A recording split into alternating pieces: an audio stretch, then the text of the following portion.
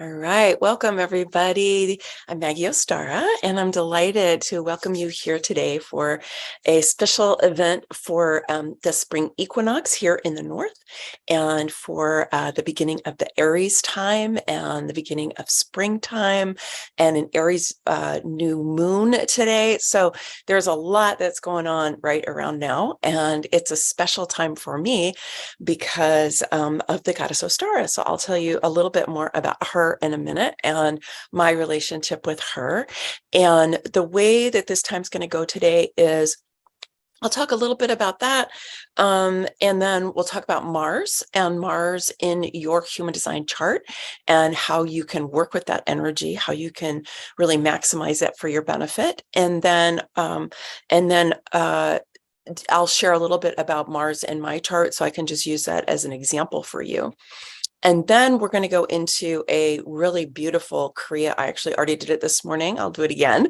And that is a Kundalini Yoga practice, which in this one is designed to help us really kind of cleanse the heaviness of wintertime. And I'm in my living room so that we can do this Kriya together. I thought I would try it again.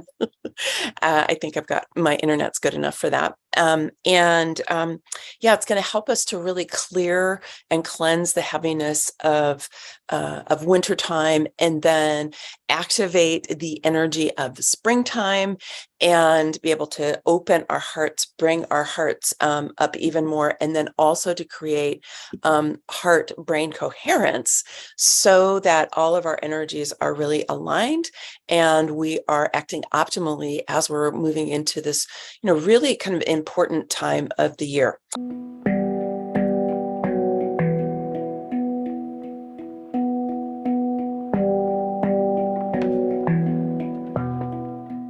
Goddess Ostara. So about 18 years ago, I had been looking for a new name for myself. I had my father's name. I was married, but I did not take the name of the person I was married to.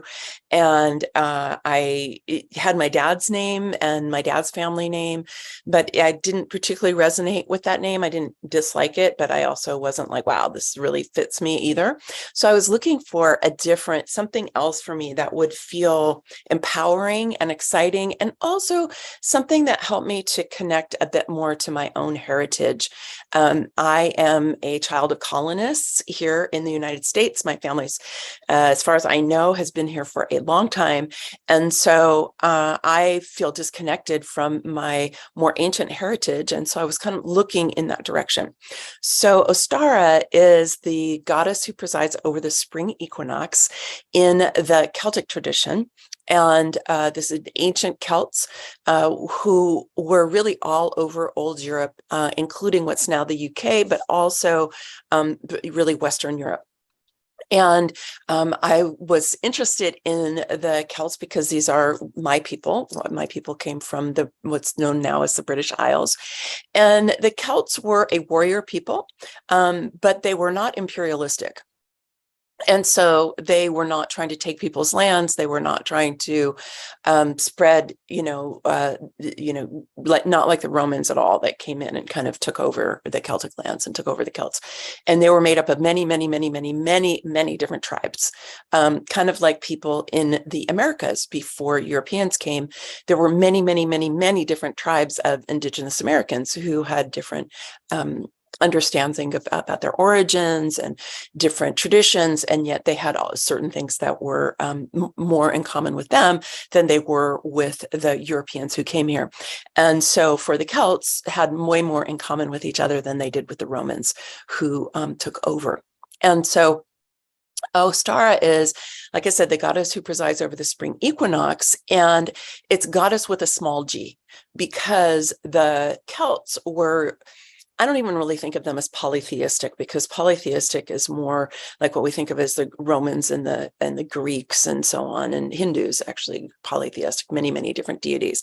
But with the Celts, they were very earth-based spirituality. And so for them, it was more like animus. They lived in a world where everything was alive and everything had consciousness. And so even like a spring would have deities, beings that were in the spring and watched over the spring.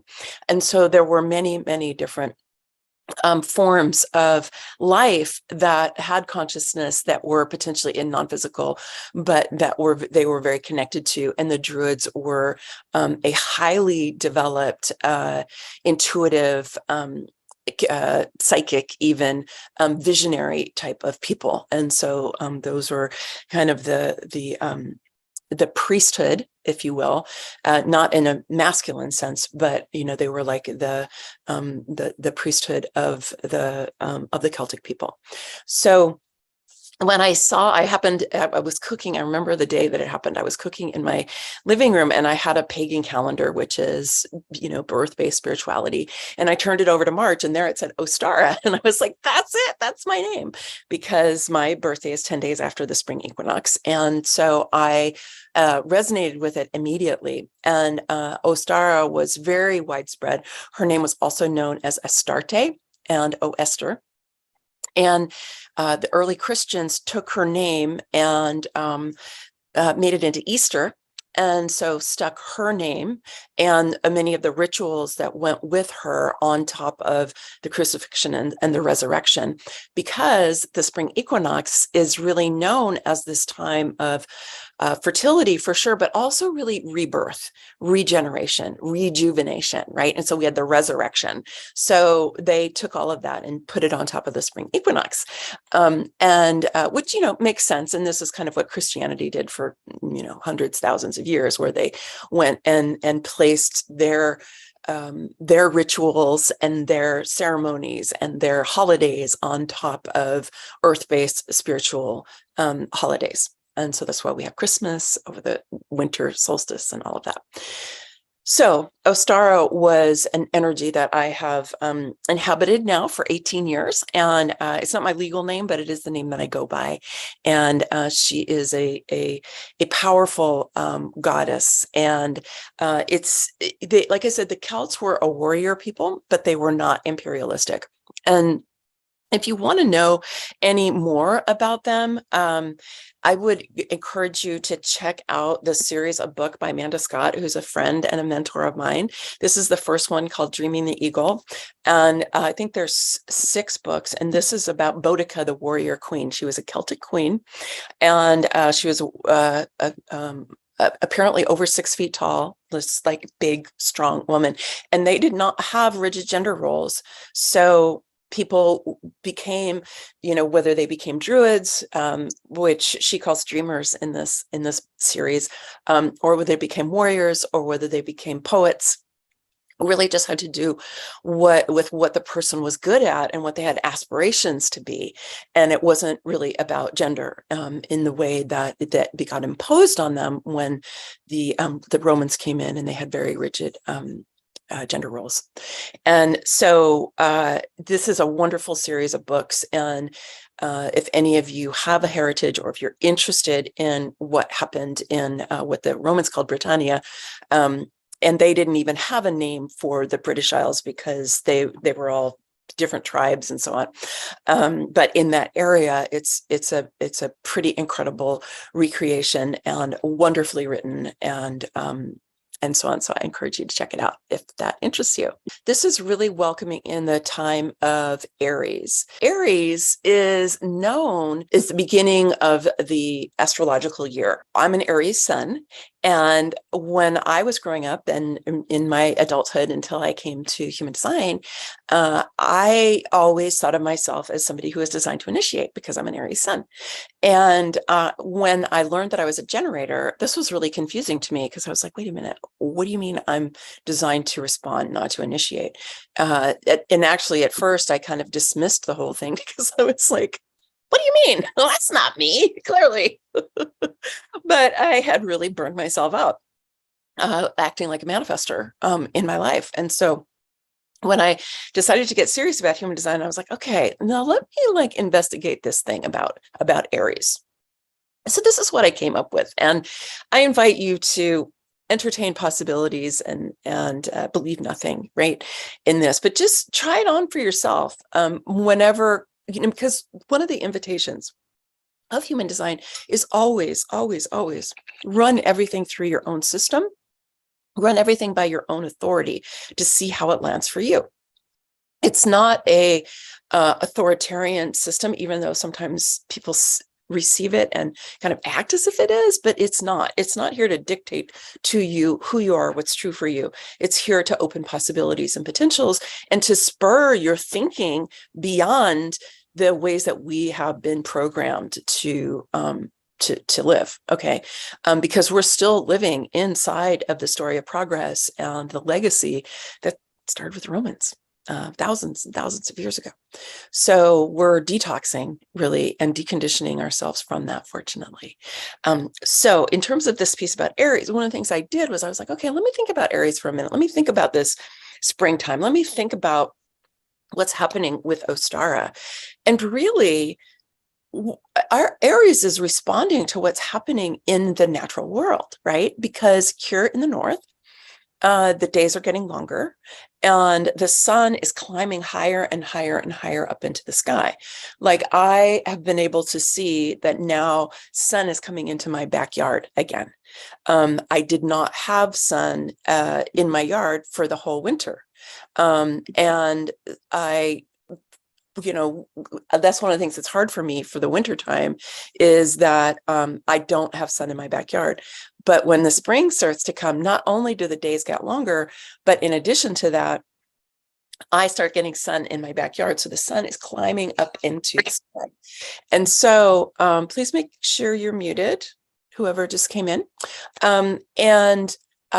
So Aries is responding to the natural, right? The crocus that come up, or the forsythia that start blooming, or the wildflowers that start to come out. All of those things that we associate with springtime are responding to the fact that the sun is climbing higher into the sky. The days are getting longer, and ideally they're getting warmer. It's still kind of cold where I am right now.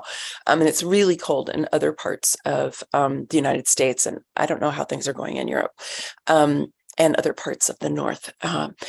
So it's interesting to think of it as a response rather than an initiation. And I did recently release a video about generators. Yes, you can initiate, but you need to initiate at the right time. And you can initiate once you have entered into something through response. So if I think of Aries as an energy that is coming alive because the days are getting longer, right? And the sun is climbing up into the vault of the sky, as the ancients used to say, right? Then we can initiate, because it's like the natural world is signaling to us, now is the time to initiate. And so we're responding to that. So I invite you to kind of take that on for yourself in your own life and think about how that works for you, particularly if you're a generator or a manifesting generator, and you're working with response. You're kind of sorting through, what does response mean for me? Okay, so let's talk about Mars. The planets, right? The planets play a really big role in human design. Not so much the astrological signs, although there are a certain number of gates that are associated with every astrological sign. And maybe I'll do something with an astrologer at some point and talk about that. But the planets play a really important role. So the planets inside of the mandala at the time when you were born and 88 days prior is what makes your human design. And so the planets are really, really important. And that's why I'm happy to be doing this series with you where we're talking about the planets in your chart. This is the transit that we're in right now. We have I did a transit report that came out yesterday, and it's this beautiful, beautiful energy. Actually, not this yesterday. Last Thursday is for the transit we're in right now, and it's this beautiful energy of the sun lighting up the love of spirit, and the earth lighting up the love of the body. So there's a lot of beautiful heart energy that's happening right now that you get to draw on. And so as you're going into this particular time of, through Friday of the spring equinox and new moon energy, you get to really feel into that heart energy. And that's part of why we're going to do a heart-based Kriya today. So Mars in kind of in astrology and traditionally is known as the god of war, right? And he's often depicted like with a sword and so on. It's very Romanesque. And so in human design, we think of him in his more elevated or empowered or awakened state as the spiritual warrior. Now, like every aspect of human design, the different elements, whether that's the planets, the gates, the channels, the centers, the types, the profiles, like every part of human design can be expressed in 3 different ways. Now, I say 3 different ways. A lot of people say 2, but I say 3. So there's the more elevated, awakened, empowered expression, which for Mars would be the spiritual warrior. And I'll talk more about that in a minute. But his more shadow expression, which is where you use the energy in order to gain power for yourself, to manipulate or to control situations. And so that's definitely the god of war, right? Because that's aggression, that's violence, that's a coercion and all of that. And then there's a disempowered aspect, which is when you reject the energy or you feel at the mercy of the energy. And so you want to watch out for that, because a lot of times people see Mars energy as this god of war, and so they make any warrior energy bad and wrong and push it away. And what I want to suggest to you today is that we need warrior energy. Warrior energy is important for us to have in our lives, but we want to have spiritual warrior energy instead of the god of war energy. And so this is what we want to cultivate in ourselves, and what Mars is really inviting us to lean into. So warrior energy in its highest expression has courage, right? It has courage. It helps us to face our fear. It helps us to do the things that we're afraid of doing. It helps us to say, hey, yeah, you know what? This is hard and I'm going to do it. I'm going to engage. Part of the programming that we're living inside of in our world today, if for us in the wealthier countries in particular, is that we've gotten really focused on our comfort, really focused on comfort and entertainment. And we get uncomfortable relatively easily. We tend to avoid things that feel difficult. We tend to go, oh, that doesn't feel very good. I'm going to, turn the other way and go another way, right? A lot of times we avoid difficult conversations. We don't stand up for ourselves or don't stand up for things that matter. And then we go and we self-medicate with entertainment. There's so much entertainment available right now. And don't get me wrong. I mean, I like, a movie or a good TV show as much as the next person. But if we're using that so that we are medicating ourselves, if we're using alcohol or other substances, or even like scrolling on phones or whatever, so that we are distracting ourselves from the things that are really ours to do, it's a problem. And it's pretty rampant in our world today. And I think part of that is, we've got some really challenging things going on. Here in the United States, there's a lot of crazy stuff going on right now. And, whether that's earth changes, we've had huge amounts of flooding here and it's raining again here. We have another atmospheric river coming in. Whether it's earth changes or whether it's political insanity, whether it's economic instability, like all of these things, right? This can all create a lot of distress and discomfort and disease, even disease, yes, dis-ease inside of us. And so we are in a position where we need to build that inner metal, right? That strength inside of us that enables us to be able to have the courage that we need to face the challenges, right? So to give us that courage, to have this kind of sense of steadfastness inside of us, so that we can stand up for the things that really matter, so that we can make difficult choices, so that we can have hard conversations, so that we can break out of our addictions to comfort and to ease and so on. I mean, those of us in the wealthier countries were really living in the benefit of our ancestors wanting to have easier, better lives. And that part is great in a lot of ways, but it's gotten co-opted by consumer culture and gone way, way, way overboard,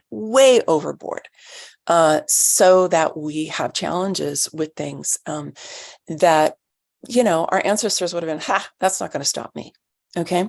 So we can invoke Mars as the spiritual warrior energy that will help us to stand up for and protect the things that matter. I mean, I've been talking a lot. If you've been watching my videos, you know this, and it's a huge theme in my book on feminine sovereignty, which I am writing right now, revising, and I hope to have done in the next few weeks, next round to the editor. And Mars is a support for us and an ally for us to be able to say enough of exploitation and extracting from the earth, enough of the poisoning of our environment, enough of the ways that wealth is being sent, up to fewer people, right? Enough of these things. And we need to have this kind of inner stability in order to be able to do that. We have to be willing to step out of our comfort zone in order to be able to do that. And so Mars is, a huge ally for us. And the question I want you to contemplate is, what are you a stand for?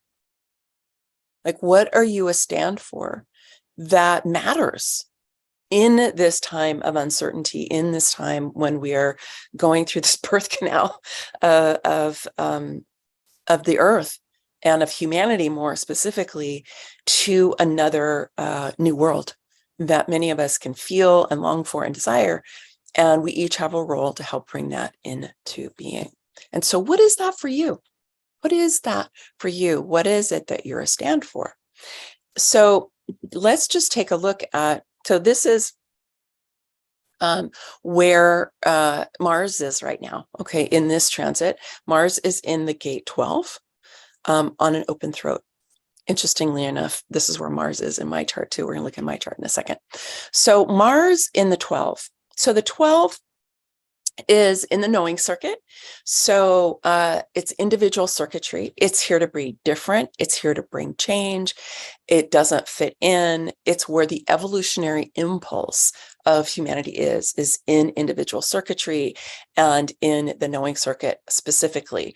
We've got a lot of the knowing circuit in this particular transit. Not only do we have the 12, but we have the 2, we have the 60, we have the 55, and we have the 28. Okay, so there's a lot of the knowing circuit going here right now. So we're in this phase where, again, all this energy coming through that knowing circuit is bringing in leading edge, out of the box, sometimes seemingly crazy, freakish even ideas or possibilities. And then the 12 is where we express it because it's on the throat.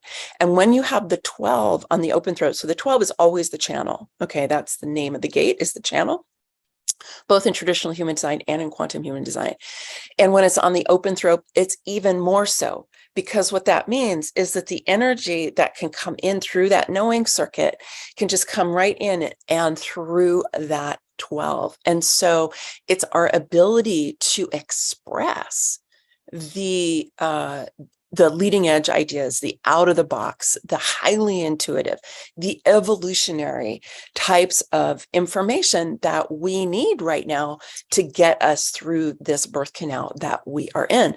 And so Mars is really lighting up a gate that's very helpful for us if we choose. This is kind of Mission Impossible things, right? Our assignment, right? Our assignment, if we choose to accept it, is, will we be a voice for what's really different?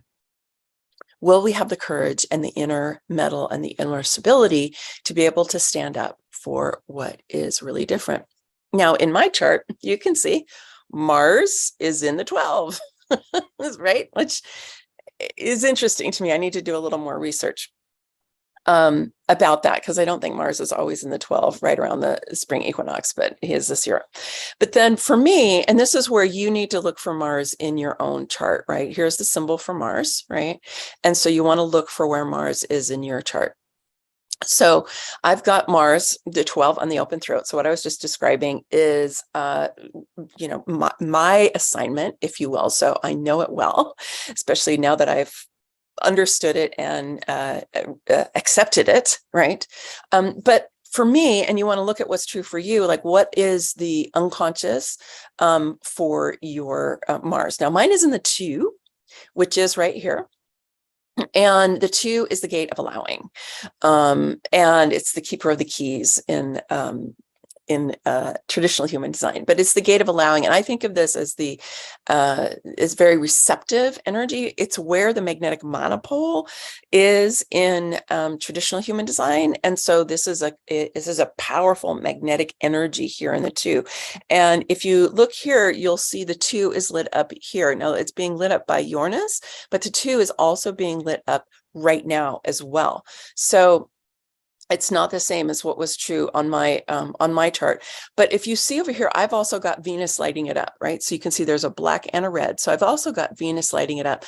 So for me, I've got this interesting, both masculine, when we think of as masculine and feminine energy, lighting up this one gate.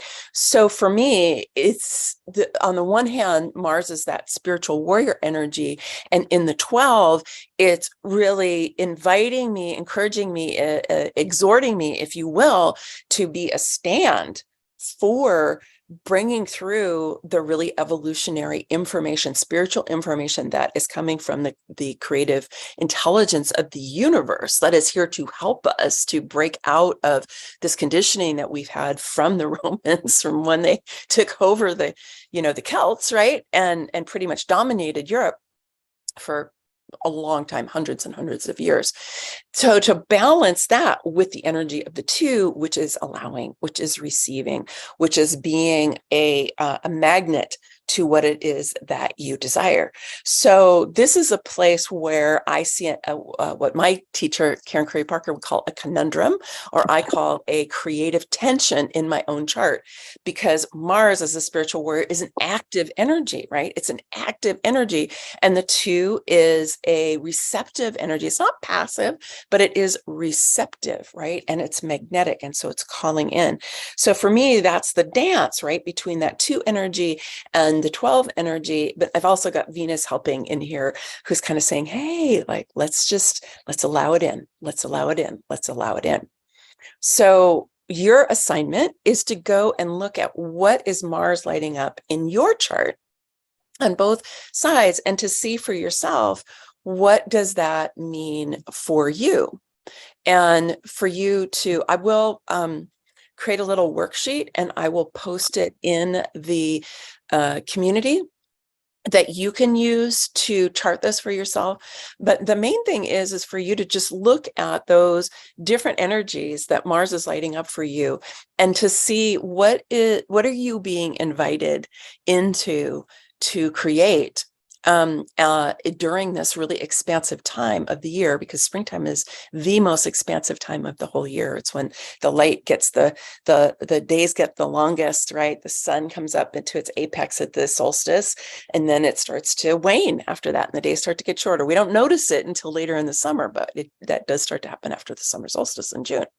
So if any of you want to come in and talk or get any coaching or any input on where Mars is in your chart, you are welcome at this time to turn on your camera, or to even just unmute yourself and say what your question is. Hi, Maggie, it's Raquel. Hi, Raquel. Hi. So I was looking at my chart, and I have Mars in the 32 personality and 18 design. Okay. And it's great. I love that the 2 is highlighted, because like I have the 14 in my chart, but I don't have the 2, so that connects it. And also I have the 22, but not the 12. And so that connects it. So that seems like a lot of like movement, possibility for movement and Absolutely. other things, and confidence. And yeah. Yeah. Just wonder what your thoughts are on that with the what's interesting, like with especially with the 34. The I already 34 or the 32? You said the 32 a minute ago. oh no, I'm sorry, because it's 32, 34.2. I got confused. So it's the 34. It's a 34. Okay. So Yeah. you got the 34 and the 18. So yeah. So I mean, what have you made of it so far? Well, the 34, I feel like, it's power, and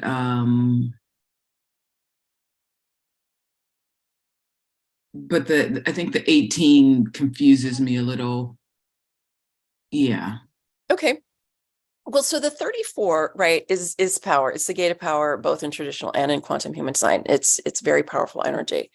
And it's, it's energy for multitasking. It's called the busy gate, right? Busy, busy, busy, can just a lot of energy. Now, the thing is that you need to get on top of that 34 so that you're in command of that energy. Same with the 18. Both of those are really potent energies.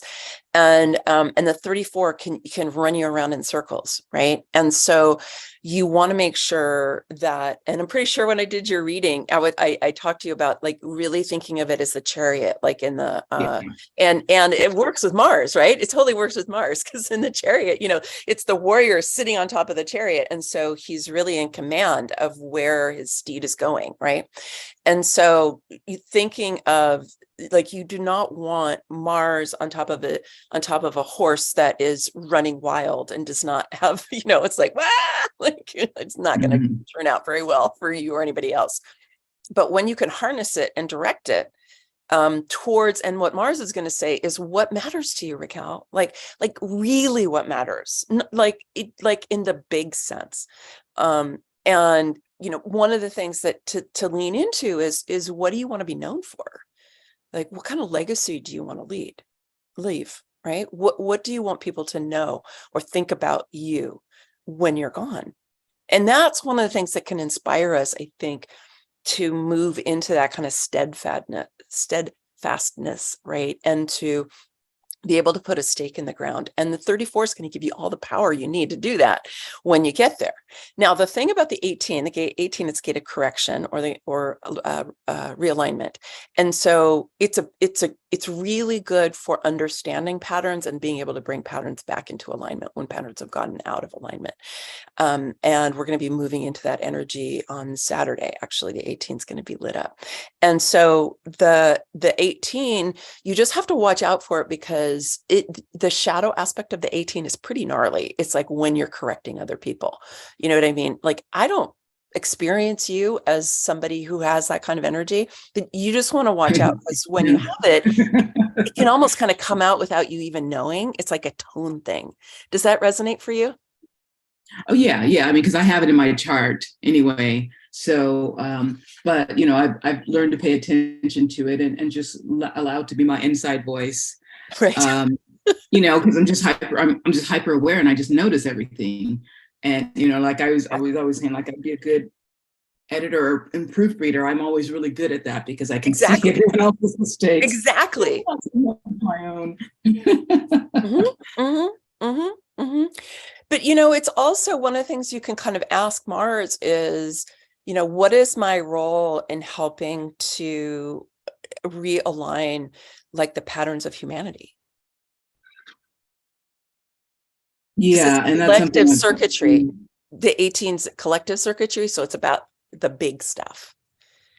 Yeah, and that's definitely something I've been working on, like with the other aspects of my chart. Is like, what am I choosing to stand for and fight for, because I have a lot of that energy in me, and so I know I just need to direct it to the correct place so that it comes out in a way that I want it to, and not going against my me.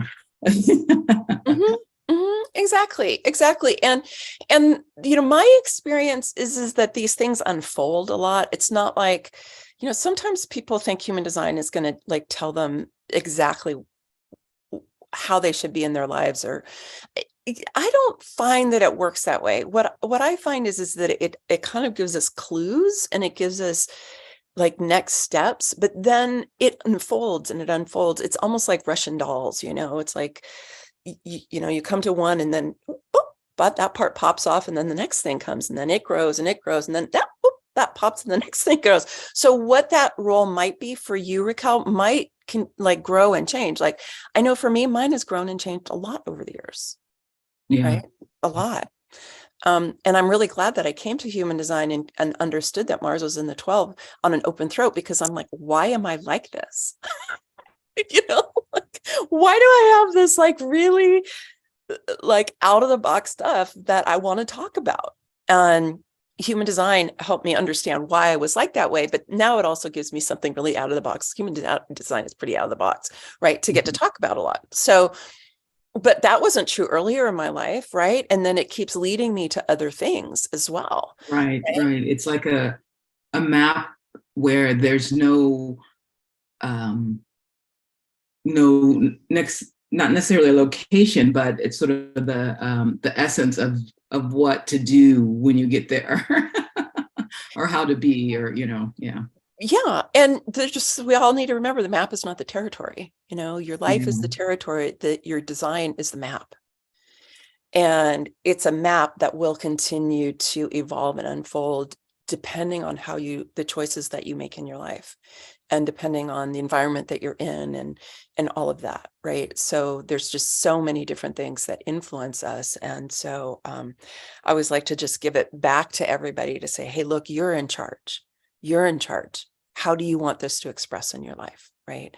And what do you need to let go of that might be in the way of you being able to express it in the way that you have the potential to do, but you haven't done yet? Yeah. Great. Thank you. Yeah, you're welcome. Thank you. I just give you a couple of minutes to reflect for yourself, do a little writing if you are in a place where you can do that, to think about your intention for this coming season. What is it that you want to really clear, release? Like I said, we're releasing the heaviness of winter. Again, here, this is in the north. And releasing that heaviness, the Kriya we're going to do is going to help us do that. So what is it that you want to walk away from, that you want to release, that you want to clear out?